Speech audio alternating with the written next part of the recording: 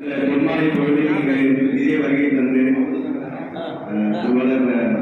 செல்வரங்கம் அவர்களின் மணிநிறைவு விழாவுக்கு வருகை தந்த அனைத்து ஊழியர்களுக்கும் சக ஊழியர்களுக்கும் எனது பணிவான வழக்கத்தை நான் தெரிவித்துக் கொள்கிறேன்.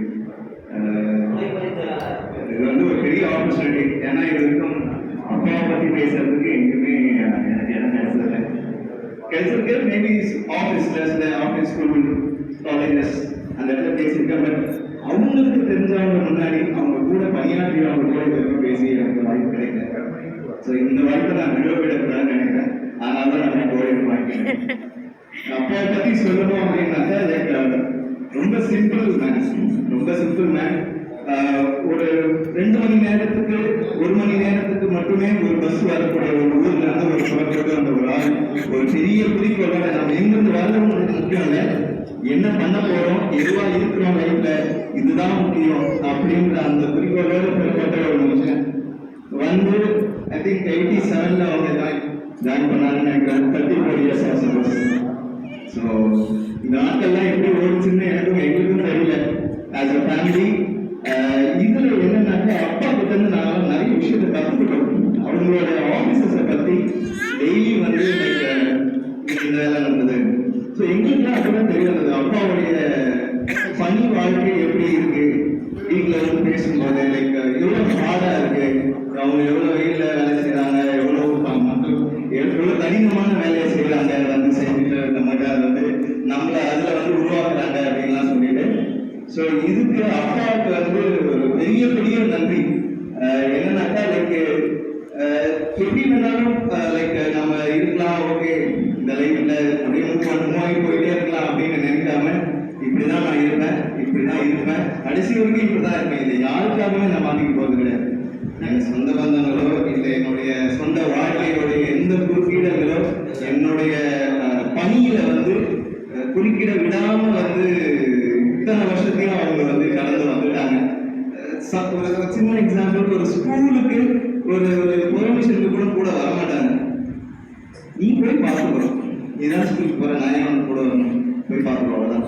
காலேஜ் போய் பார்த்துக்கோ, வேலை போய் பார்த்துக்கோ, என்கிட்ட எதுக்கு நினைக்கிறது என்னுடைய வேலை கரெக்டாக உனக்கான அந்த ஃபீஸை கட்டுறது, படிக்க அனுப்புறது, மற்றபடி எல்லாம் உன்னுடைய சக்திக்கு உனக்கு நான் அறிவுறுத்துறதுக்கு அதை நீ வச்சு வரணும், அவ்வளோதான். உனக்காக அங்கே நிற்கிறது, இவங்க சொல்றது, போகிறது வருது, no not at all, is not at time. So அதுதான். மற்றபடி சிம்பிளாக ஒரு வார்த்தையில் சொன்ன மேன் டு மேட் ஹிம்செல்ஃப், தானே தன்னை செதுக்கிக் கொண்ட சிற்பி அப்படின்னு ஒன்று சொல்லுவாங்க. அவ்வளோதான்.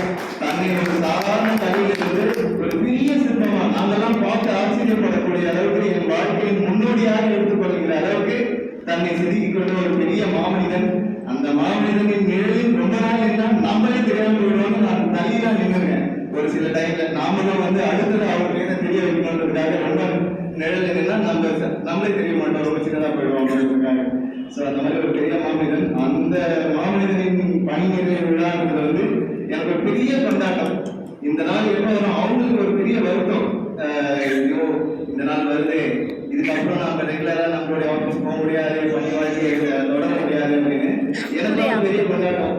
அப்பா இதுக்கப்புறம் அப்பா நம்ம கூட எல்லா விஷயத்தையும் கூட இருப்பாங்க, எல்லா மூமெண்ட்ஸையும் நம்ம என்ஜாய் பண்ண போறோம். இதுல அப்பாவுக்கு எந்த அளவுக்கு நான் வந்து நன்றி சொல்ல கடமைப்பட்டிருக்கிறோனோ அதே சகம் அதுல வந்து அப்படியே பாதி வந்து அம்மாவுக்கு நான் அதுல நன்றி சொல்ல கடமைப்பட்டிருக்கிறேன். ஏன்னா அவங்கதான் வந்து அது கம்ப்யூட்டர் சாஃப்ட்வேர், அது வந்து உடல் இது உயிர்ன்ற மாதிரி இவங்க தான் அதோடைய பேக் போன். இவங்க வந்து என்ன சொல்றது, ஒரு ரொட்டீன் ஒர்க். இந்த 34 years வந்து என்ன சொல்றது, நீங்க தான் ஆபீஸ்ல சொல்லும்போது அவங்க வந்து இவ்வளவு ஒரு என்ன சொல்றது, ஒரு ஒரு நேர்மையான ஊழியர் அப்படின்லாம் போது அந்த நேர்மையான ஊழியருக்கு பின்னாடி வீட்டுடைய எந்த பாரத்தையுமே கொடுக்காம தன் பணி வேலையை ஃபுல் அண்ட் ஃபுல் அதுக்கு டைம் கொடுத்து நிறைவு பண்றதுக்கு ஃபுல் சப்போர்ட் அம்மா தான். ஸோ நாங்க அப்பா அம்மா கிட்ட இருந்து கற்றுக்கிறதுலாம் அதுதான். நேர்மை, ஒழுக்கம், சிம்பிளா இருக்கணும், உண்மையா இருக்கணும், நேர்பட பேசு, இதுதான். ஸோ நான் வந்து இந்த நிறுவனத்தில் எல்லாருக்கும் சொல்றது அப்படின்னா முன்னாடி கூட திரு அருள்மொழி அப்படிலாம் அங்கிள் தான் கூப்பிட்டுருக்கேன் சின்ன வயசுக்கு. நான் பிறந்த காலத்துல இருந்து இதுல ஒரு சில ஊர்களை நான் பார்த்துக்கிட்டே இருக்கேன் ரெகுலரா. ஏன்னா அவங்க சொல்ற மாதிரி இது வெறும் ஊழியம் இல்லை, ஊழியத்தை தாண்டிய உணர்வுகளால் சேர்ந்த மனங்கள், தோழமை, நட்பு என்னன்னு சொல்லலாம். என்னுடைய ஃபேமிலி நிறைய பேர் என்னுடைய ஃபேமிலி, நான் சொந்த ஃபேமிலியா நினைக்கிறேன் இந்த ஈவி டிபார்ட்மெண்ட்டையும். ஸோ இதுல நான் உங்ககிட்டலாம் சொல்லிக்கிறது, எல்லாருமே பணிக்கு எல்லாருமே தான் வந்திருக்கோம், எல்லாரும் பணி செய்ய போறோம். 35 வருஷம் 37 வருஷம் ஃபேமிலிக்கும் கொஞ்சம் டைம் கொடுங்க, ஃபேமிலி கூட ஸ்பெண்ட் பண்ணுங்க. ஹெல்த்தை ஃபர்ஸ்டா வச்சு பார்த்துக்கோங்க. ஏன்னா ஹெல்த் வந்து ரொம்ப முக்கியம். நீங்க நல்லா இருந்தா உங்களை நம்பி இருக்கிறாரே நல்லா இருக்கும்.